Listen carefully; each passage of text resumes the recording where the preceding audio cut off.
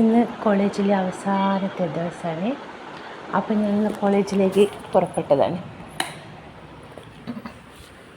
ഇന്ന് അധ്യയന വർഷത്തിൻ്റെ അവസാന ദിവസം. ഇതാണ് ഞങ്ങളെ കോളേജിലേക്ക് കടക്കുന്ന പടികൾ. ഇവിടെ അഭിമന്യുവിൻ്റെ ഒരു ഫോട്ടോ വെച്ചിട്ടുണ്ട് കേട്ടോ. അത് കാണുമ്പോൾ ഞാൻ ആ സിനിമയൊക്കെ ഓർക്കും. എൻ്റെ സ്രോക്കെ അഭിനയിച്ച ആ സിനിമ. ഇവിടെ കുറച്ച് വാക്കുകളൊക്കെ എഴുതി വെച്ചിട്ടുണ്ട്.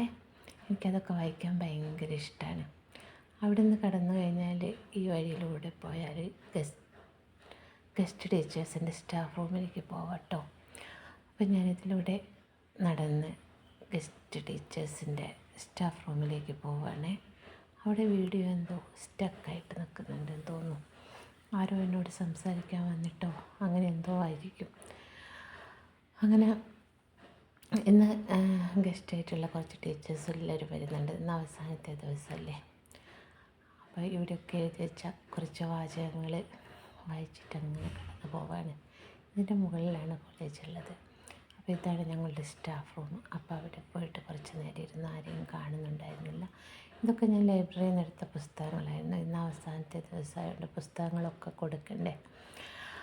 അതിന് വേണ്ടിയിട്ട് ഞാൻ ലൈബ്രറിയിലേക്ക് പോയി. ലൈബ്രറിയിൽ ഒരുപാട് പുസ്തകങ്ങളുണ്ട്. അപ്പോൾ ഞാൻ അവിടെ കുറച്ച് നേരം ഇരുന്നിട്ട് പുസ്തകങ്ങളൊക്കെ വായിച്ചു. മാതൃഭൂമിയൊക്കെ ഒന്ന് മറിച്ച് നോക്കി.